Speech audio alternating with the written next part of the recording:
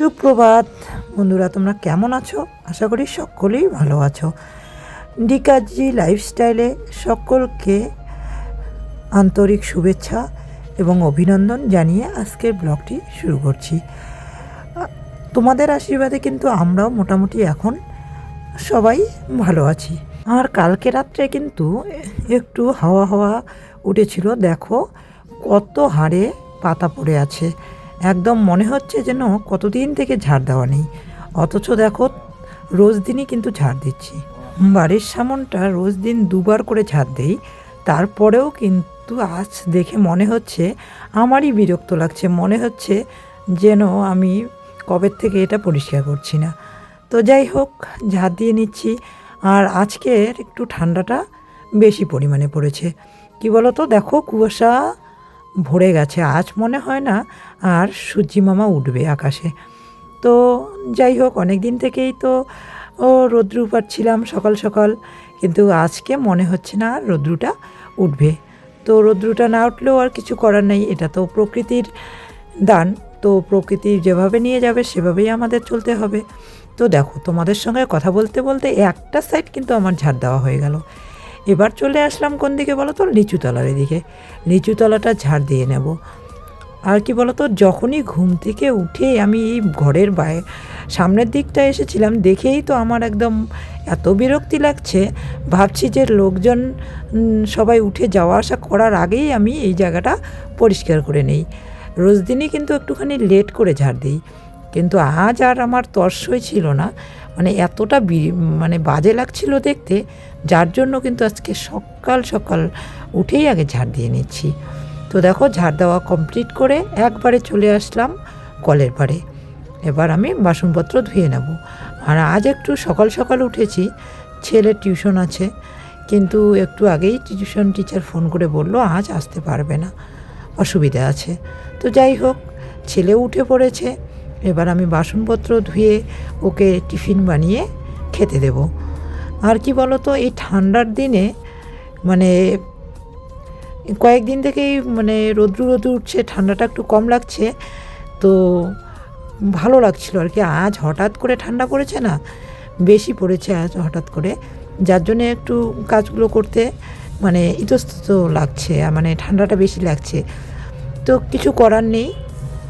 আর ছেলে উঠলে হয়তো একটু লেট করে করতে পারতাম, যেহেতু ছেলে উঠে গিয়েছে, তো আমাকে ফটাফট বাসনগুলো ধুয়ে চায়ের ঘরে যেতে হবে, ওর খাবারটা রেডি করে দিতে হবে। আর যতক্ষণ না ওকে আমি খাবার দেই ততক্ষণ কিন্তু ও অপেক্ষায় বসে থাকবে, বই নিয়ে বসবে না, মানে ওর টিফিন করে তারপর খেতে বসে, নাহলে ওর নাকি পড়ার ডিস্টার্ব হয়। তো ওটা ওইভাবেই ও অভ্যস্ত হয়ে এসেছে, যার জন্য ওর মনে হয় যে পড়ার ডিস্টার্ব হয়। তো যাই হোক, ছেলেকে কিন্তু খাবারটা দিয়ে দিলাম, ও খাচ্ছে, এদিকে আমি এখন বিছানাটাকে তুলে নেব। বিছানাটাকে তুলে নিলে ও বিছানায় আজকে বসে পড়তে পারবে এই ঘরেই, কেননা টিচার যখন আসবে না, তো এই ঘরেই বসুক আপাতত। আর ঠান্ডা পড়েছে একটুখানি, বাইরে বসে থাকলে আবার ঠান্ডাটা বেশি লেগে যাবে আর সর্দি লেগে যাবে। হঠাৎ করে আজকে একটু বেশি ঠান্ডা পড়েছে, যার জন্য ফটাফট দেখো বিছানাটাকে একদম তুলে নিলাম। মানে ও খেতে খেতে আমার বিছানা তোলা, ঘর ঝাড় দেওয়া সমস্ত কিছু কমপ্লিট করে নিতে হবে। এবার আমি ঘরটাকে ঝাড় দিয়ে নেব। এরই ফাঁকে দেখো ওর কিন্তু খাওয়া শেষ।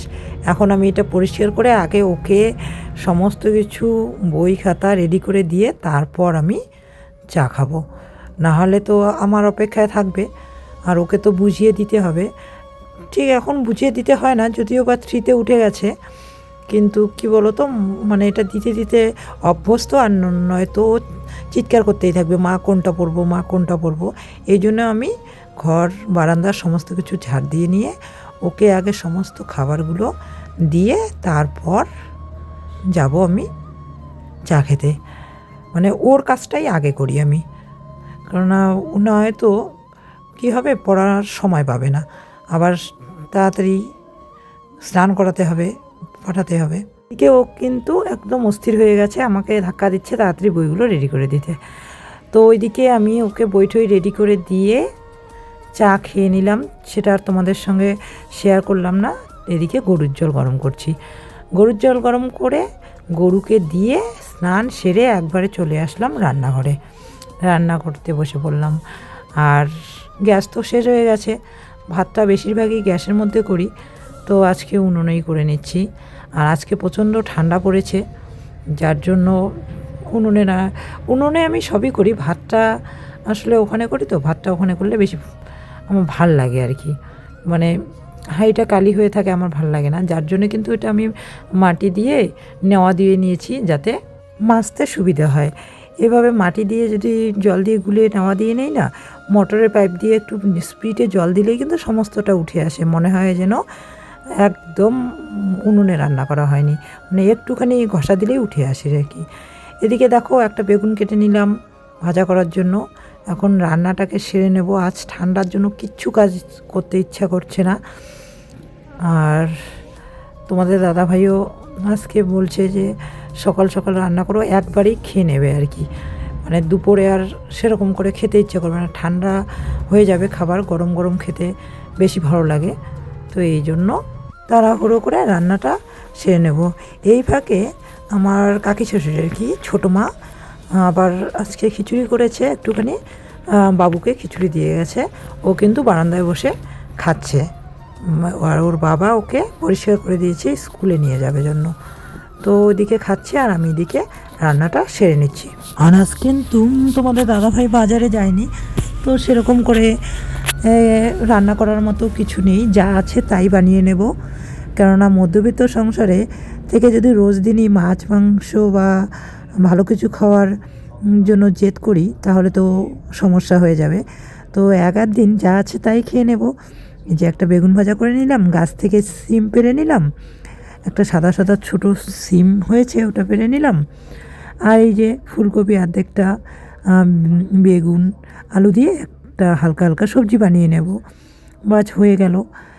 আর আমার তো কোনো ব্যাপার না, মানে যা দিয়ে দাও আমি তা দিয়ে খেয়ে নিতে পারি, কিন্তু নীলাদ্রির বাবার একটু সমস্যা হয়ে যায়, গরম গরম হলে খেতে পারে, আবার ঠান্ডা হয়ে গেলে খেতে পারে না। মানে এক সময় এই বাড়িটাতে মানে অনেক লোক থাকতো, কাজের লোক ছিল, খাওয়া দাওয়াটা একটা অন্যরকম ছিল, রোজ দিনই মাছ মাংস খেতে খেতে একটা অভ্যস্ত হয়ে গেছে, তো যার জন্য মানে খালি খালি খেতে চায় না। তো আমি জোর করি যে মাঝে মাঝে এরকমও খেতে হয়। তো মানে এক সময় যদি খায় তো আর এক সময় ওই মানে শুধু শুধু সবজি টবজি দিয়ে ভাত খেতে চায় না, অন্য কিছু বানিয়ে খেতে চায়। তো যাই হোক, আমি চেষ্টা করি যে যেরকম ফ্যামিলিতে বিলং করছি এখন ওরকম করে চলার। আর কেননা সবসময় যদি আমরা কিছু নেই অথচ বড়লোকের স্টাইল দেখাই তাহলে তো আর চলবে না।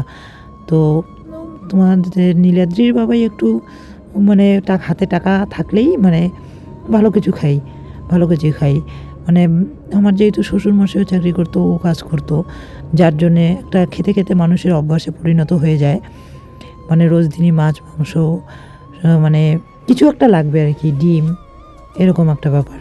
তো এখন তো বুঝতেই পারছো কৃষিকাজের উপর পুরো সংসারটা চলছে, আগের মতো আর নেই কোনো কিছুই। তো এখন আর নিজেকেই নিজে মানিয়ে নিতে পারে না, তখন নিজেকে মানিয়ে নেওয়াটাই হচ্ছে সবথেকে বড় কথা। আর নিজেকে সামলে সমস্ত কিছু মানিয়ে পরিস্থিতিকে মেনে চলাটাই হচ্ছে বড় কথা। এটা আমি বলতেই থাকি আর বুঝাতেই থাকে। আমারও কষ্ট হয়, কিন্তু আমি সেই কষ্টটাকে বুঝতে দিতে চাই না যে আমার কোথাও কষ্ট হচ্ছে। আর এদিকে দেখো ফুলকপির যে সেগুলো আছে এগুলো কিন্তু আমি কেটে নিলাম, এগুলো সব গরুকে দেব। গরু কিন্তু খুব সুন্দর খায় এগুলো, মানে আমি কিন্তু সবজির খোসা, বাঁধাকপির পাতার খোসা এগুলো ফেলি না, এগুলো গরুকে দিয়ে দিই, গরু খায়। আর এদিকে নন্দিনীর মা দিদি এসেছিলো, ও দিদিভাইকে আর ক্যামেরাবন্দি করিনি, ও চলে গেল, কী যেন একটা জিজ্ঞাসা করতে এসেছিলো। তো যাই হোক, তা বলতে বলতে দেখো বেগুন ভাজাটা হয়ে গেল, এদিকে সিম ভাজা বসিয়ে দিয়েছি। আর আমি একটা জিনিস মানি, কি বলো তো, যে যেরকম সৃষ্টি আছে ধ্বংসও আছে।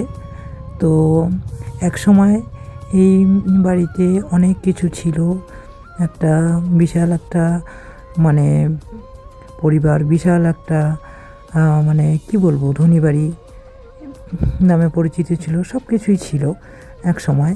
এখন হয়তো ধ্বংস হচ্ছে, আস্তে আস্তে কমে যাচ্ছে, আবার হয়তো আস্তে আস্তে সব কিছু আবার আমরা না পারি আমাদের ছেলেপেলেরা আবার গড়ে তুলবে, আবার একদিন ওই নামটা আবার পরিপূর্ণতা পাবে।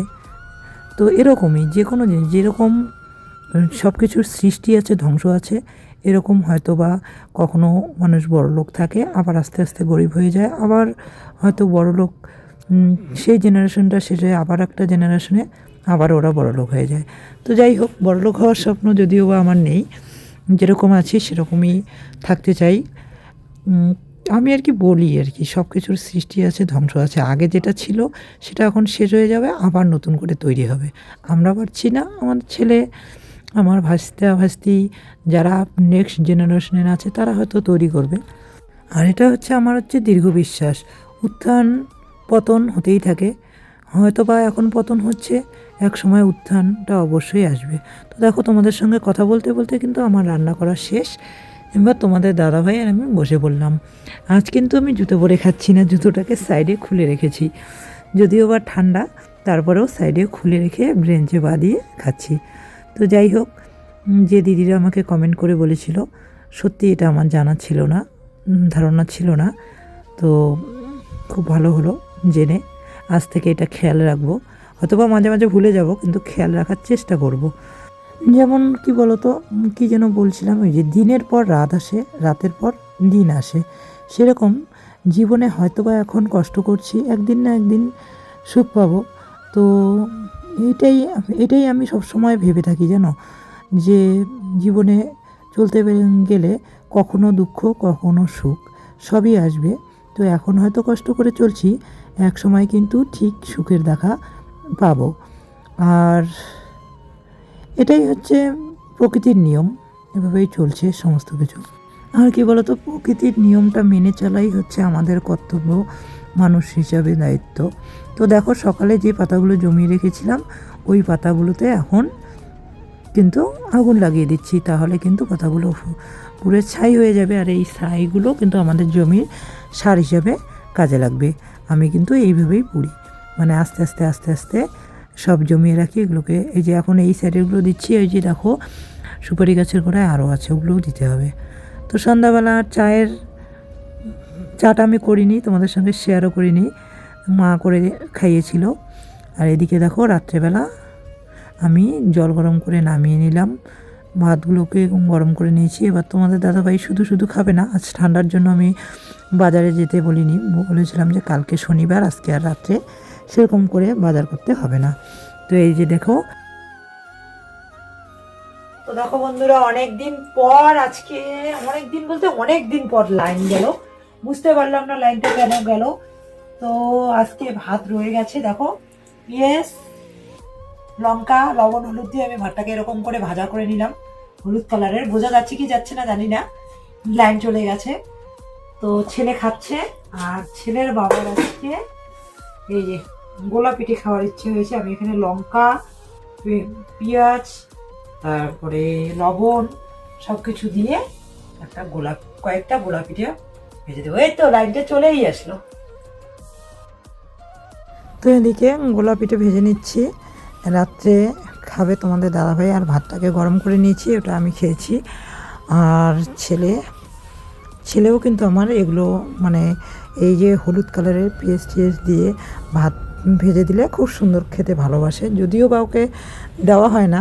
আর আজকে তো বাসি ভাতটা আমি ওকে খুব কম, বলতে আমি দেই না ওকে বাসি ভাত কখনোই, আমি ওর জন্য হলেও রান্না করি। আর এটা বাসি না, এটা দুপুরের ভাত, যেহেতু ঠান্ডা, যার জন্য ঠান্ডা হয়ে যাওয়াতে ভাতটাকে একটুখানি গরম করে নিলাম। আর এদিকে তোমাদের দাদাভাইকে এগুলো নিয়ে খেতে দিয়ে দেবো। তো যাই হোক বন্ধুরা, তোমাদের সঙ্গে দেখালাম আজকে আমরা রাত্রে কি খাওয়া দাওয়া করলাম, তো তোমরা দেখতেই পারলে। তো আজকে প্রচণ্ড ঠান্ডা, আজকে সারাদিনই সূর্য ওঠেনি, প্রচণ্ড মানে হঠাৎ করে আবার ঠান্ডা পড়েছে, তো ভালো লাগছিল না। যাই হোক, যার জন্য তোমাদের দাদাভাইও আজকে বাজারে জানি, ছেলেকে পড়ালো একটুখানি, আর আমিও সময় দিলাম, তাড়াতাড়ি আজকে খাওয়া দাওয়া করে নিলাম। বেশি একটা সময় হয়নি, এখন মাত্র বাজে 9:30, এত তাড়াতাড়ি কোনোদিনই খাই না। তো ভিডিওটা আর বাড়াচ্ছি না, আজকের ভিডিওটা এই পর্যন্তই। তোমরা সকলে ভালো থেকো, সুস্থ থেকো, কালকে আরও একটি সুন্দর ভিডিও নিয়ে চলে আসবো তোমাদের সামনে। আমার ভিডিওগুলি যদি তোমাদের ভালো লাগে লাইক কমেন্ট শেয়ার করে দিও। আর যারা নতুন দেখছো আমার ভিডিও অবশ্যই একটা সাবস্ক্রাইব করে দিও। সবাই ভালো থেকো, সুস্থ থেকো। আর আমার তরফ থেকে রইলো অনেক অনেক আন্তরিক ভালোবাসা ও শুভেচ্ছা। শুভরাত্রি।